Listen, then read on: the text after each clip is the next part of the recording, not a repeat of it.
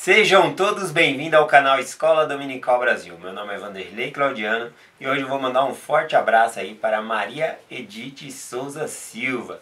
Ela se batizou dia 14 do mês passado, faz 1 mês e 2 dias hoje, tá bom? Ela se batizou lá no Maranhão, a história dela é bem interessante, porque lá onde ela mora, na cidade, não tem a igreja, tá bom? Mas a irmã dela pediu permissão dela, aliás, a própria Maria Edith, né, ela falou que queria ser batizada para a irmã. Aí a irmã falou dos missionários para ela e apresentou de modo online ali, então ela foi ensinada, apresentada as mensagens ali e ela ficou firme na meta de ser batizada. Mas lá não tinha igreja. Então a missão, né, procurando alguém ali que pudesse ajudar ela a ser batizada, já que não tinha igreja, não tinha membros ali. Então uma família que estava de passeio, viajando lá no Maranhão, pegou e fez esse arranjo todo pela missão, foi lá e batizou a irmã aí, mas lá não tem a igreja, ela não está frequentando por conta que não tem ali a igreja, tá bom? Mas mesmo assim, Maria Edith, seja muito bem-vinda à Igreja de Jesus Cristo. Algo que você pode fazer é estudar as Escrituras todos os dias conosco, tá bom? Para se sentir parte dessa família, tá bom? E o Senhor vai providenciar mais para frente que o Evangelho crescendo vai estar aí também na sua cidade, tá bom? Então fica aí o convite para você estudar. Hoje eu vou mandar o convite também para você participar num grupo nosso de estudo do Vem Segue-me também, que vai te ajudar também, tá bom? Vai ser muito bom ter você para estudar junto com a gente. Bom, essa semana nós estamos estudando no estudo do Vem Segue-me a família, proclamação ao mundo. E a proclamação ao mundo, a família, é um modelo perfeito, né? Um padrão perfeito que Deus ele deixou de como deve ser a família, né? Mas ao observar esse padrão que o Senhor colocou, né, esse modelo, a gente pode se sentir frustrado, porque a gente não, às vezes não alcançou esse ideal, né? Aquela perfeição que se encontra aí na família proclamação ao mundo. Então a gente pode se sentir inadequado, tá bom? Mas o que é a definição de família? No guia de estudo das escrituras aqui diz que a família ela é composta, né, pelo o marido, a esposa, ou seja, o homem e a mulher e seus filhos. Também pode ser por um dos genitores, né, com os filhos ali, também é uma família. Inclusive diz que uma única pessoa morando em uma casa também, aquilo é considerado como uma família, também nos registros da igreja, tá bom? Então é muito interessante sobre isso. Bom, quero dizer aqui que a proclamação da família, ela realmente prega o ideal, o padrão. E nós vivemos a realidade, tentamos buscar esse padrão, tentamos viver a nossa realidade o melhor que nós podemos, tá bom? Inclusive, aqui na Liarona de janeiro de 2021, fala um pouco sobre isso, né? Fala assim, ó. No entanto, para alguns, irem para a igreja significa sentir-se vulnerável e ansioso ou solitário. Porque muitas famílias, né, não é todas membros da igreja, né? Às vezes em uma família ali não é todos que são membros da igreja. Então a pessoa às vezes vai na igreja e se sente solitária ali. A igreja prega muito sobre a família e aí a pessoa estando sozinha pode se sentir solitário ali por conta disso. Mas devemos lembrar que todos nós pertencemos a uma só família, a família de Adão. Ou seja, a família do Pai Celestial, né? Todos nós somos irmãos e irmãs. E na igreja nós temos que fazer esse esforço para ajudar todas as pessoas a se sentir realmente como uma família.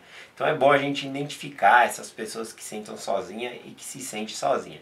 Ainda assim, na Liarona, falou o seguinte aqui, ó. A realidade familiar ou a circunstância em que vivem não refletem o ideal, imagino. Isso leva a não raros sentimentos de exclusão e que fossem meros observadores externos. Muito embora esse ideal não representa a realidade para nenhum de nós, né? Então fala que esse ideal na família proclamação ao mundo muitas vezes não representa a realidade para nós. E a gente busca viver a realidade tentando ter a proclamação à família como o modelo ali, tá bom? Ao estudar essa parte para compartilhar com vocês, eu lembrei de Platão, né? Que ele fala ali sobre utopia. O que significa utopia, né? Bom, Platão ele fez uma ideologia, né? Ele é filósofo, falando sobre o que seria um governo perfeito, um mundo perfeito, né? E aí ele coloca ali que não seria governado por um monarca ou por um líder político, mas sim pelas ideias, né? Que seria mais governado pela razão do que pela emoção ali, ele coloca dessa maneira. E aí no final da conclusão, ele coloca essa palavra, né? Utopia, que significa o quê, né? Utopia, eu peguei aqui o significado da palavra, vou colocar aqui para vocês. A palavra significa que... Nossa, já me perdi aqui na palavra aqui. A palavra significa não ou nenhum, tá bom? Então, utopia, a palavra ela tem esse significado de não ou nenhum. E topos, né, de topias aqui significa lugar ou local. Ou seja, na própria conclusão de Platão aí, né, das ideias, ele diz que este lugar não existe. Não existe um lugar perfeito, um lugar ideal, conforme ele idealizou ali no livro, tá bom? Então, mas eu quero dizer aí, bom, Platão não está mais vivo, mas eu quero dizer assim que esse lugar perfeito vai existir no milênio, né? Um governo perfeito aí. Então, aquilo que é idealizado realmente vai se tornar realidade no milênio. Atualmente, claro, né? A gente pode colocar realmente essa frase como utopia, um lugar que não existe, mas vai existir, tá bom? E assim também sobre a proclamação à família. Ela um dia vai se tornar perfeita, ela é um modelo para nós e um dia a gente vai estar perfeita aí com a família, tá bom? Continuando aqui a mensagem, eu separei algumas frases, né, a família, a proclamação ao mundo, e eu já vou explicando aqui. Um dos parágrafos diz assim, ó, segundo o modelo divino, ou seja, segundo o padrão que Deus estabeleceu, o pai deve presidir a família com amor e retidão, tendo a responsabilidade de atender às necessidades dos seus familiares e de protegê-los. Então aqui vai falar sobre o modelo perfeito, né? O pai ali protegendo a família, os seus familiares, provendo as necessidades da maneira que tem que ser. Então ele fala no começo falando sobre isso aqui. E aí fala da responsabilidade do pai e vai falar da responsabilidade da mãe também. Ó. A responsabilidade primordial da mãe é cuidar de seus filhos. Então veja bem, o pai tem as suas responsabilidades, a mãe também tem suas responsabilidades e conforme eu falei, muitas vezes não vivemos o ideal, não vivemos a perfeição. Pregamos a perfeição, mas vivemos a realidade. Então o que acontece? Tem muitos lares que houve divórcio, então às vezes ali a mãe cuida sozinha dos filhos, ou seja, até mesmo por causa do falecimento de um dos cônjuges. Então veja só, criar uma família tem muitas responsabilidades. Bom, e mesmo tendo cada um fazendo as suas funções ali, é bastante coisa para se fazer. Imagina quando falta uma dessas pessoas, né? Ou, por exemplo, a mãe, aí ela tem que fazer o papel de pai e também fazer o papel de mãe, né? Fica com um acúmulo de responsabilidade sobre essas pessoas. Essas pessoas são verdadeiros heróis, né? Eu tenho aqui minha esposa, minha filha, e eu vejo que ela faz a parte dela, eu tento ajudar também, e mesmo tendo a ajuda dela, ainda assim, às vezes se torna difícil aí, suprir todas as necessidades, tudo que a família precisa. Agora, olha só o que interessante que fala ainda na proclamação à família. Ainda que o marido ele tem a responsabilidade e a esposa tem a responsabilidade dele, olha o que diz ainda aqui. Nessas atribuições sagradas, o pai e a mãe têm a obrigação de ajudar-se mutualmente, ou seja, a responsabilidade da mãe não é só da mãe, né, de cuidar, né, dar prioridade aos filhos ali, é do pai e da mãe. Essas atribuições são dos dois juntos. Então, a mulher, muitas vezes, na realidade, né, conforme eu falei aqui, seria ideal que toda mulher pudesse ficar em casa e cuidar dos filhos.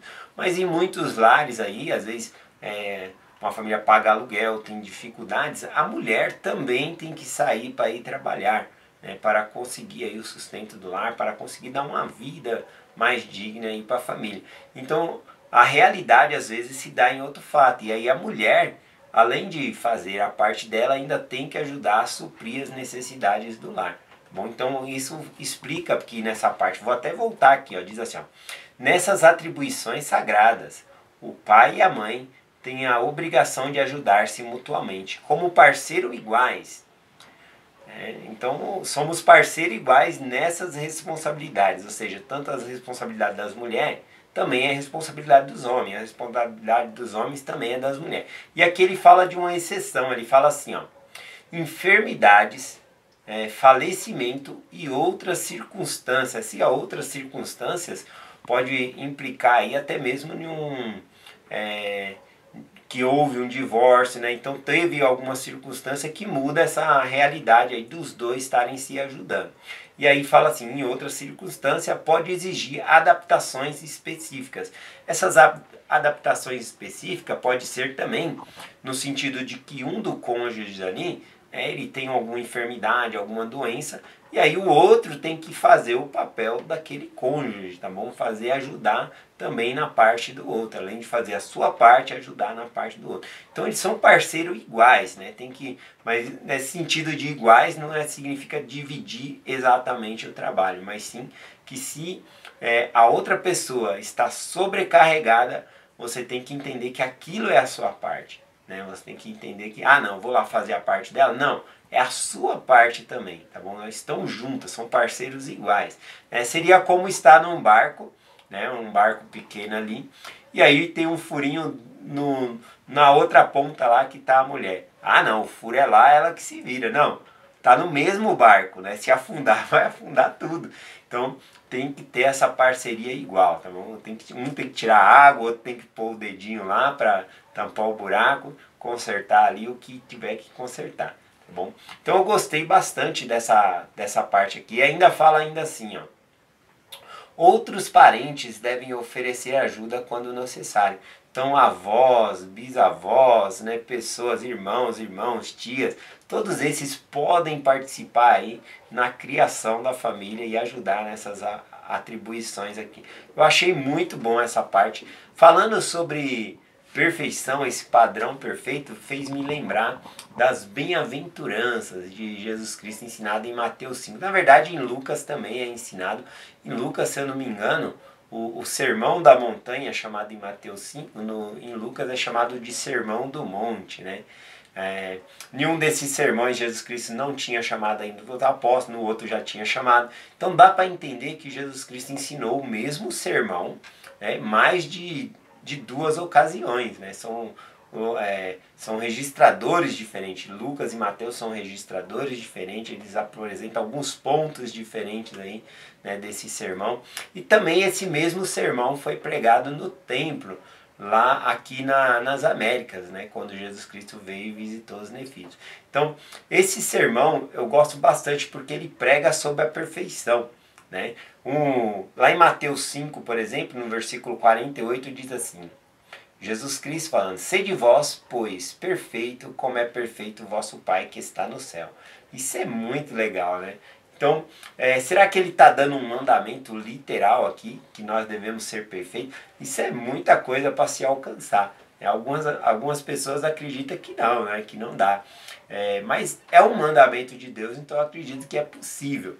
Mas não alcançar nessa vida, tá bom? Eu acho que é um processo que nós vamos fazer. Eu vou até ler duas das bem-aventuranças aqui para mostrar que realmente é um processo isso de se tornar perfeito como Deus é. Assim como para ter a família e a proclamação ao mundo daquele modo perfeito ali, também é um processo, é um trabalho que vamos fazendo aí em conjunto e vamos levar esse projeto para a eternidade aí, tá bom?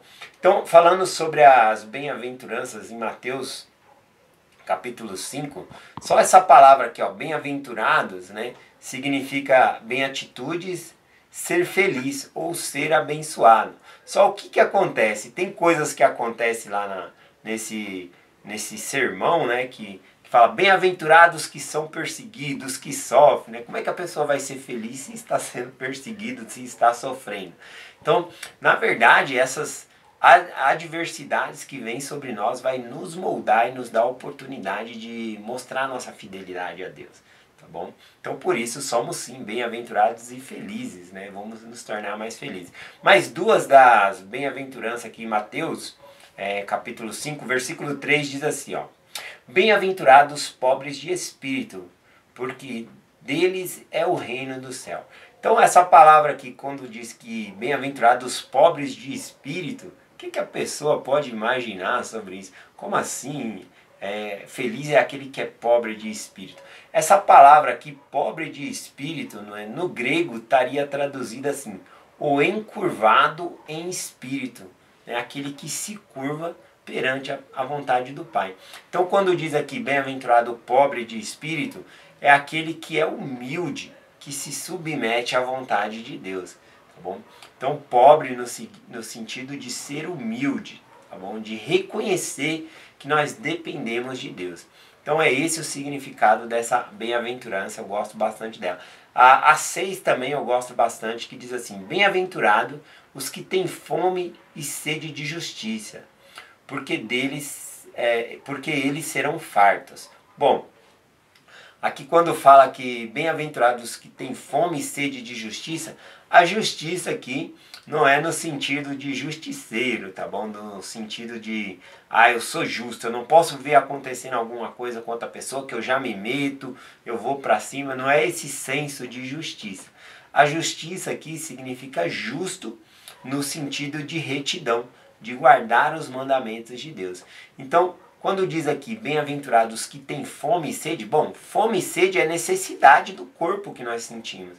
Então está falando o quê? Feliz é aquele que tem desejo, que tem necessidade, né, de qualquer palavra aqui, de retidão, que tem desejo de buscar retidão, que tem desejo de buscar guardar os mandamentos de Deus, ou seja, de ser aperfeiçoado, né? Então esse é o significado, e por isso que eu acredito que quando Jesus Cristo diz ali, sede vós perfeito, como é perfeito o vosso Pai que está no céu, é um processo. Vai passar essa vida aqui, a gente ainda vai estar em um processo aí, para nós nos tornarmos perfeito, como o Pai Celestial é, tá bom? Só uma colocação aqui nessa parte aqui, que ele fala, sede vós perfeitos, isso ele fala em Jerusalém. E quando Jesus Cristo fala isso, ele está habitando num tabernáculo de barro, ou seja, o corpo dele não era perfeito, sentia dores, frio, tá bom? Mas após a ressurreição do Salvador Jesus Cristo, quando ele vai aos nefitas, ao ensinar ali esse mesmo sermão, essa mesma pregação lá no templo, tá bom? Aqui entre os nefitas, ele faz uma variação nessas palavras aqui, ele ensina da seguinte maneira, ó. 3º Nef 12:48. Portanto, quisera que fosseis perfeito, assim como eu e como vosso Pai que está no céu é perfeito. Olha aqui que interessante. Entre os nefitas ele se colocou no meio, né? Em Jerusalém ali ele falou, sede vós perfeito como é perfeito o vosso Pai que está no céu. Já aqui nas Américas, depois de ter ressuscitado, agora sim ele tinha um corpo perfeito e imortal, aí sim ele falou, quisera que fosseis perfeito, né? Assim como eu e como o vosso Pai que está no céu, tá bom? Então veja só que realmente é um processo, né? A gente realmente buscar essa perfeição, tá bom? Então é essa escritura que eu compartilho com vocês hoje, falando sobre a bem-aventurança. Olha também um versículo que eu encontrei aqui que serve para nós, vou finalizar com ele. Uma bem-aventurança que está lá no livro de Apocalipse. Apocalipse 1, versículo 3, diz assim: bem-aventurado aqueles que lê e os que ouvem as palavras desta profecia e guardam as coisas que nelas estão escritas, porque o tempo está próximo. O tempo é a segunda vinda, a segunda vinda de Cristo está próxima. Mas você observou o que está escrito aqui, né? Bem-aventurado o que lê e o que ouve. Então, tanto eu que estou lendo agora, como vocês que estão ouvindo essa palavra, são bem-aventurados, são abençoados, somos felizes, tá bom? Eu achei bem interessante. Aqui João ele dá especificamente falando sobre esta profecia, né? Bem-aventurado o que lê e os que ouvem esta profecia, ele está se referindo ao livro de Apocalipse, que foi escrito para os nossos dias. Mas eu acredito que essa escritura se aplica a todas as outras escrituras. Bem-aventurado, bem feliz aqueles que ouvem as escrituras e aqueles que lêem as escrituras. Então, como dizem Doutrina e Convênio, tanto aquele que prega como aquele que recebe a palavra, ambos são edificados, né? Os espíritos ali se renovam, tá bom? Então, eu deixo essa mensagem com vocês falando sobre isso, sobre a proclamação à família. Nós pregamos a perfeição e vivemos a realidade, tentando buscar aí a perfeição, vivendo segundo o modelo que Deus ele deseja para nós, tá bom? Nos aperfeiçoando cada vez mais. É essa mensagem que eu compartilho com vocês hoje, em nome de Jesus Cristo. Amém. Até amanhã.